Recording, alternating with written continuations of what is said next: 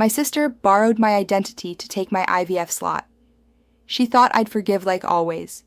Instead, I learned the most important word a caregiver can say. No.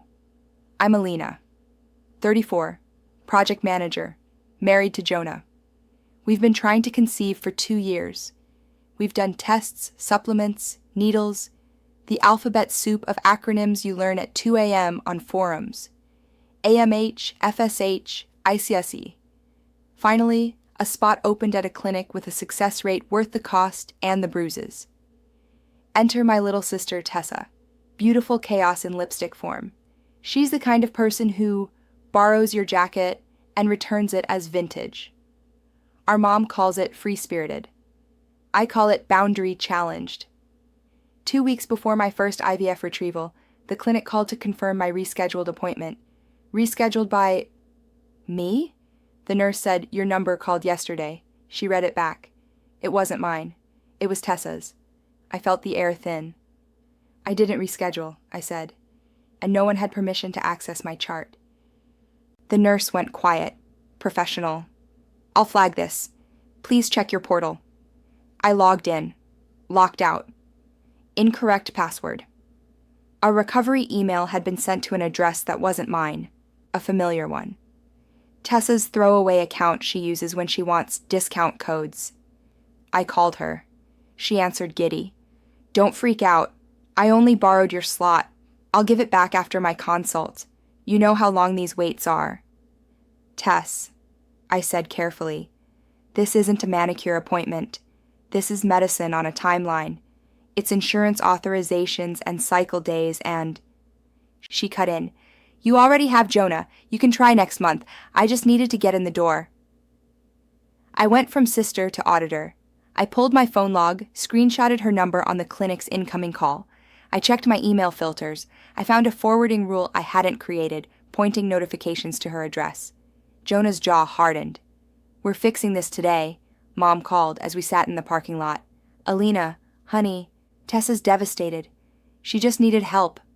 You're sisters." "We are," I said. "Sisters don't impersonate each other to hijack medical care." "Tessa says you overreacted. She only moved a date." "Mom, she accessed my chart. That's a felony in some contexts. The clinic's handling it." Silence, then the guilt throw. "I wish your father were here. He'd know what to do." "Dad taught us that love isn't an excuse to lie," I said softly. "He'd want boundaries." That night, Tessa showed up at my door, mascara smudged. "I'm sorry, okay? I panicked. I thought I was out of time." I wanted to hug her. I also wanted to protect myself. "You had time to call pretending to be me." She crossed her arms. "You always get everything. The house, the degree, the husband. I just wanted to skip a line I bled for," I said. "You can want things without stealing them." I wrote everything down, dates, times, who said what. I sent the clinic a statement summarizing the interference. They added it to my chart with a third-party tampering note for the insurance company. Jonah, bless the engineer brain, set up two-factor authentication everywhere and removed the email forwarding rule. I drafted an agreement with 3 sentences and a signature line. Tessa acknowledges she accessed my medical information without consent. She will not contact my providers for any reason. She will not use my identity to obtain medical services, insurance approvals, or prescriptions. She balked. "I'm not signing legal stuff." "It's a boundary, not a punishment," I said. "If you won't sign, you can't be around me while I'm in treatment." Act 2. The reveal. How she got my info. 2 days later, Mom called again. Quiet this time. "Tessa said I gave her your insurance card so she could check a benefit. I thought she was helping."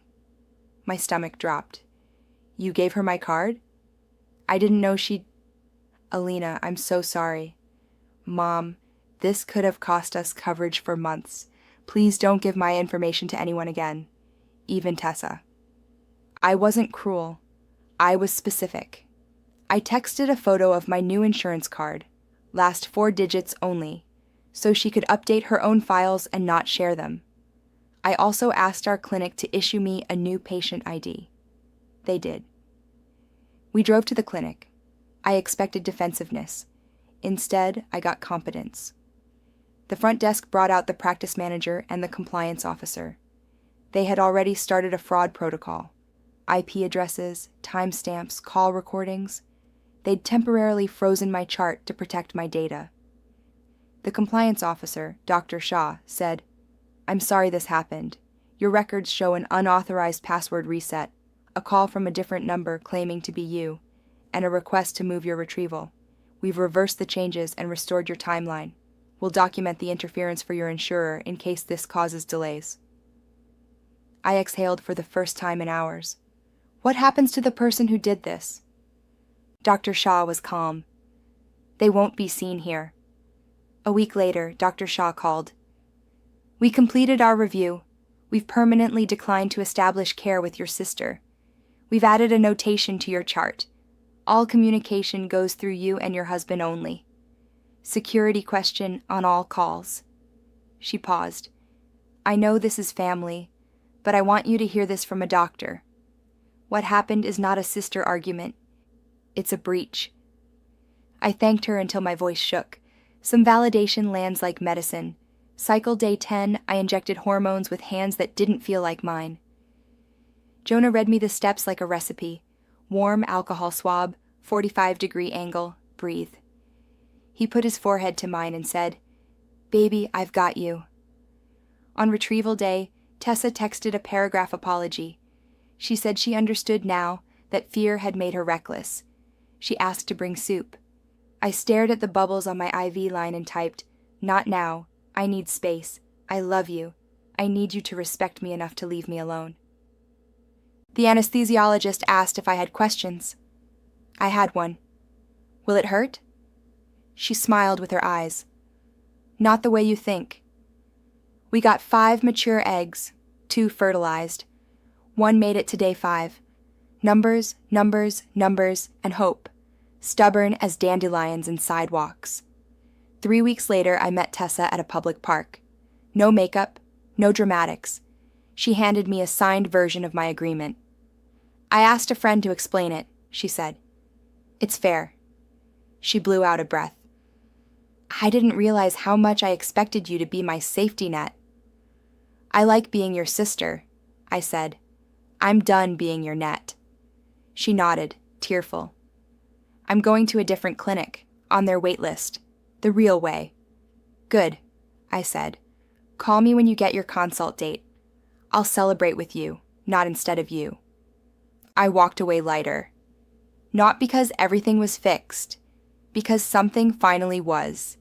Me, my timeline, my privacy, my word. If you've been the strong one in your family, remember, no is a complete sentence.